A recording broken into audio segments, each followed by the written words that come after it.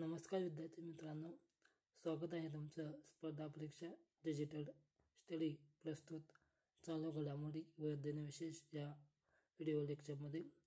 तर आजचा दिवस 13 जून 2025 या दिवसाच्या आपण चालू घडामोडी व दिनविशेष पाहणार आहोत। या व्हिडिओमध्ये आपण राष्ट्रीय व आंतरराष्ट्रीय आर्थिक व विज्ञान क्षेत्रातील तसेच महत्त्वाच्या अहवाल यांचे अभ्यास पाहणार आहोत आणि त्याचबरोबर महत्त्वाचे दिनविशेष ही आपण पाहणार आहोत। ही संपूर्ण माहिती स्पर्धा परीक्षांच्या दृष्टीने अत्यंत महत्त्वाचे आहे। त्याचबरोबर MPSC, UPSC, तलाठी, पोलीस भरती, शिक्षक भरती यांसारख्या सर्व परीक्षांसाठी ही संपूर्ण माहिती उपयोगी ठरणार आहे। तर हा व्हिडिओ शेवटपर्यंत नक्की पहा आणि रोज अपडेट राहण्यासाठी चॅनलला सबस्क्राईब करा आणि बेल आयकॉनवर क्लिक करायला विसरू नका। चला तर मग सुरुवात करूया आजच्या चालू घडामोडी व दिनविशेषच्या सप्रेदा। तर 13 जून 2025 ची पहिली चालू घडामोडी जी आहे ती राष्ट्रीय घडामोडीवर आधारित आहे। तर पहिले आहे बंगळुरू भारताची बिबट्याची राजधानी। हे जे टायटल आहे त्यावरून आपल्याला खाली त्याच्या संक्षिप्त चालू घडामोडीची माहिती दिलेली आहे। तर बंगळुरू शहराला भारताची बिबट्याची राजधानी म्हणून घोषित करण्यात आले आहे। वन्यजीव अभ्यासानुसार कर्नाटक राज्यात सर्वाधिक बिबटे असून त्यापैकी मोठा हिस्सा बंगळुरू शहराच्या परिसरात आहे। शहराच्या सभोवतालच्या जंगलामध्ये बिबट्यांची संख्या वाढत असून आणि जैवविविधतेच्या दृष्टिकोनातून हे महत्त्वाचे पाऊल आहे। तर पुढचं आहे INS गुलदार पाण्याखालील संग्रहालय। INS गुलदार ही भारतीय नौदलाची निवृत्त झालेली युद्धनौका आहे। ही नौका सिंधुदुर्ग जिल्ह्यात पाण्याखालील संग्रहालयात रूपांतरित केली जाणार आहे। एक आपल्या महाराष्ट्रातील सिंधुदुर्ग जिल्ह्यातील ही महत्त्वाची घडामोड आहे। पुढचे आहे विठूट वनीकरण कार्यक्रम केरळ।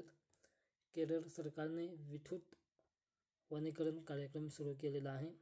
या कार्यक्रमाअंतर्गत पर्यावरणपूरक वनीकरण, हरित पट्टा निर्मिती आणि जैवविविधतेचे संवर्धन यावर भर दिला जात आहे। हा कार्यक्रम जागतिक पर्यावरण दिनानिमित्त सुरू करण्यात आलेला आहे। तर पुढचं आहे CM जीवन अनुप्रेरणा योजना आसाम। आसाम सरकारने CM जीवन अनुप्रेरणा योजना सुरू केली आहे। या योजनेअंतर्गत गरीब व गरजू विद्यार्थ्यांना शैक्षणिक प्रोत्साहन आणि आर्थिक मदत दिली जाणार आहे। हा या योजनेचा प्रमुख हेतू आहे। तर त्याचबरोबर या योजनेमुळे विद्यार्थ्यांमध्ये स्पर्धात्मकता आणि शिक्षणासाठी प्रेरणा वाढवणे हे प्रमुख या योजनेचे उद्दिष्ट आहे। पुढील घटना मोंडीचेरी राष्ट्रीय ई-विधान ॲप्लिकेशन लागू करणारी 29वी विधानसभा। तर मोंडीचेरी ही 29वी विधानसभा बनली आहे जिथे राष्ट्रीय ई-विधान ॲप्लिकेशन निवा लागू करण्यात आले आहे। या प्रणालीमुळे विधानसभेचे जे संपूर्ण कामकाज आहे ते डिजिटल स्वरूपात होईल आणि कागदविरहित कार्यप्रणालीला चालना मिळेल। एक पर्यावरणालाही यामुळे चालना मिळणार आहे। तर पुढचं आहे आता क्रीडा घडामोडी। क्रीडा संदर्भात खेळ संदर्भात ज्या महत्त्वाच्या घडामोडी आहेत त्यात आपण इथे पाहूया। तैवान ॲथलेटिक्स ओपन 2025 भारताचे यश पाहूया। भारताने तैवान ॲथलेटिक्स ओपन 2025 मध्ये उत्कृष्ट कामगिरी करत पहिले स्थान पटकावले आहे। भारताने या स्पर्धेत एकूण 16 पदके जिंकली आहेत। ही पदके ट्रॅक व फील्ड प्रकारांमध्ये मिळाली असून या युवा खेळाडूंनी विशेष कामगिरी केलेली आहे। यामध्ये क्रीडा खेळाडूंमध्ये दुसरी घडामोड आहे ती म्हणजे अर्जुन एरिगेसी भारताचा सर्वोच्च रेटिंगचा बुद्धिबळपटू. अर्जुन एरिगेसी हा भारताचा सर्वोच्च 5 रेटिंग असलेला बुद्धिबळपटू बनला आहे. त्याचे मूळ राज्य जे आहे तेलंगणा आहे. तो भारताचा 54वा ग्रँडमास्टर असून त्याचे रेटिंग 2754 इतकी आहे. याआधी डी गुगेश हा सर्वोच्च रेटिंगचा खेळाडू होता. अशा प्रकारे आपण क्रीडा क्षेत्रातील घडामोडी पाहिल्या. आता आंतरराष्ट्रीय घडामोडी पाहूया. तर त्यातील पहिले आहे खान क्विस्ट बहुराष्ट्रीय लष्करी सराव. खान क्विस्ट 2025 या बहुराष्ट्रीय सैन्य सरावाचे आयोजन मंगोलिया देशात होणार आहे. हा सराव 14 ते 28 जून 2025 दरम्यान पार पडणार आहे. भारतसह विविध देशांचे सैन्यदल या सरावात सहभागी होणार आहेत.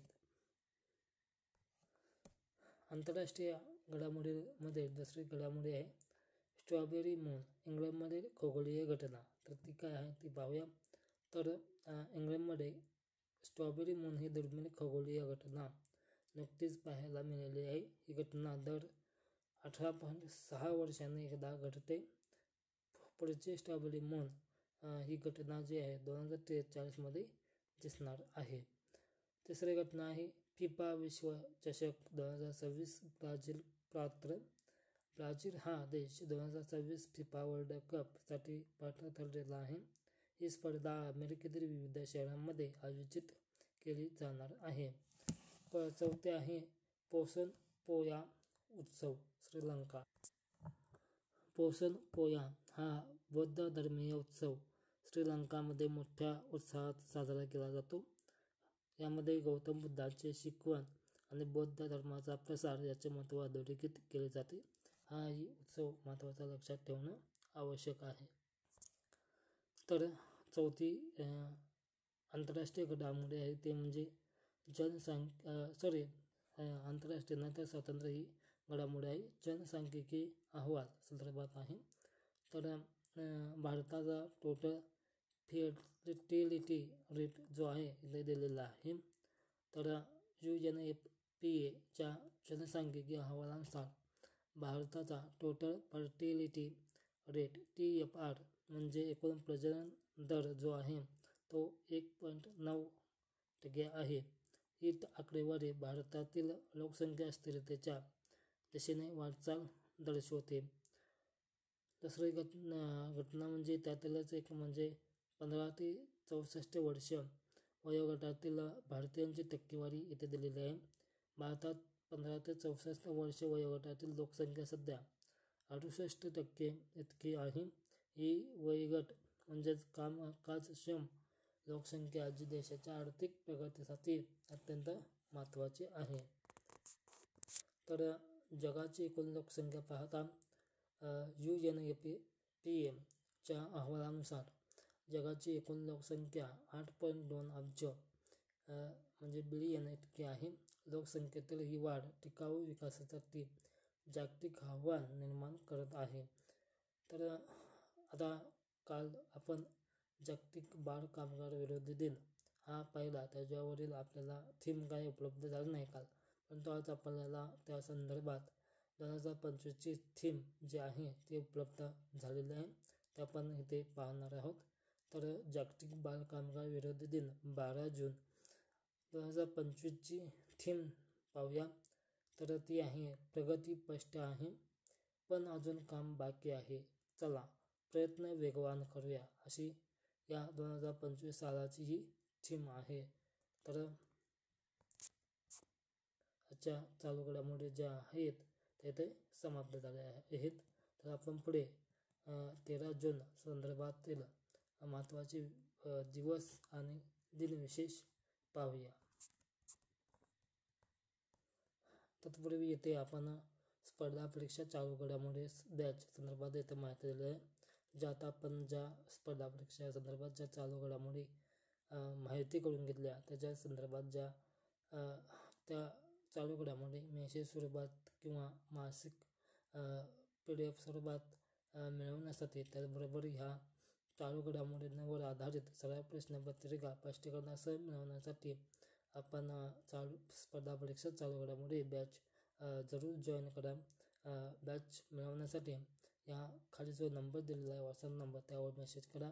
आणि याची किंमत ही फार अत्यंत कमी आहे, फक्त 29 रुपये आहे. आणि ह्याचा कालावधीही 12 महिन्यापेक्षा जास्त आहे. तर आपण आता दिनविशेष सुरू करूया. तर 13 जून दिनविशेष पाहता महत्त्वाच्या घटना पहिला पाहूया. तर 1956 पहिली युरोपियन चॅम्पियन कप फुटबॉल स्पर्धा रिअल माद्रिदने जिंकली. ही का महत्त्वाची? तर पहिली युरोपियन चॅम्पियन कप फुटबॉल स्पर्धा असल्याने ही अत्यंत महत्त्वाची पॉईंट आहे, नोट्स आहे. तर 1983 पायोनियर 10 हे अंतराळयान सूर्यमाला सोडून जाणारी पहिली मानवनिर्मित वस्तू आहे. ती अत्यंत महत्त्वाची घटना आहे त्या काळची. आता 13 जूनमधील जन्मदिवस महत्त्वाचे पाहूया. तर 1831 प्रकाश हा विद्युतचुंबकीय तरंगाने बनतो असा सिद्धांत मांडणारे ब्रिटिश पदार्थ वैज्ञानिक गणितज्ञ जेम्स क्लार्क मॅक्सवेल यांचा जन्म 13 जून रोजी झालेला आहे. यांचा मृत्यू जो आहे 5 नोव्हेंबर 1879 रोजी झालेला आहे, केम्ब्रिज UK येथे. तर 1879 त्यामध्ये कट्टर हिंदुत्ववादी आणि अभिनव भारत संघटनेचे संस्थापक गणेश दामोदर तथा बाबाराव सावरकर यांचा जन्मही आज 13 जून रोजी झालेला आहे. त्यांचा मृत्यू 16 मार्च 1945 रोजी झालेला आहे. तर 13 जून संदर्भातील महत्त्वाचे मृत्यूदिवस पाहता 1969 साली विनोदी लेखक, नाटककार, कवी, पत्रकार, शिक्षणशास्त्रज्ञ, टीकाकार, प्रभावी वक्ता, राजकारणी केशवकुमार उर्फ प्रल्हाद केशव अत्रे यांचे निधन झाले. तर यांचा जन्म हा होता तर 13 ऑगस्ट 1898 रोजी त्यांचा जन्म झालेला आहे. आता महत्त्वाचे दिवस, जन्मदिवस, मृत्यूदिवस पाहिल्यानंतर आपण आता 13 जून संदर्भात विशेष दिवस काय आहे, कोणता आहे ते आता पाहूया. तर या संदर्भात एकच आपल्याला इथं उपलब्ध आहे, जागतिक अल्बिनिझम जागरूकता दिवस. तर उद्देश पहिला पाहूया. अल्बिनिझम ह्या आनुवंशिक स्थितीबाबत जनजागृती करणे, भेदभावाविरुद्ध जागरूकता वाढवणे हा याचा उद्देश आहे. तर याची घोषणा ज्या दिवसाची जी घोषणा आहे ती संयुक्त राष्ट्राने केलेली आहे. तर 2015 पहिला दिन साजरा करण्यात आलेला आहे. म्हणजे 2015 पासून हा दिन साजरा करण्यात आला आहे. तब्बल 10 वर्ष पूर्ण झालेली आहेत हा दिन साजरा करत आहोत. 2025ची थीम पाहता म्हणजे संभाव्य इथे दिलेली आहे, परंतु इथे संभाव्य दिलेली आहे, पण मेन जी आहे ते आपल्याला उद्या किंवा परवापर्यंत उपलब्ध होईल. परंतु ही संभाव्य जर नाही उपलब्ध झाली तर हीच फिक्स घ्यावी. तर ही इथे दिले आहे ते आपण वाचून जरूर घ्यावी. तर अशा प्रकारे आपण आजच्या महत्त्वाच्या 13 जूनच्या चालू घडामोडी व महत्त्वाचे दिवस, संपूर्ण दिनविशेषची माहिती येथे आपण पाहिलेली आहे. तर अशाच नोट्स किंवा चालू घडामोडी संदर्भात नोट्स व माहिती मिळवण्यासाठी आपल्या चॅनलला सबस्क्राईब करा. आणि चालू घडामोडी संदर्भात जे PDF स्वरूपातील साहित्य आहे ते मिळवण्यासाठी तुरंत स्पर्धा परीक्षा चालू घडामोडी बॅच जॉईन करून घ्या.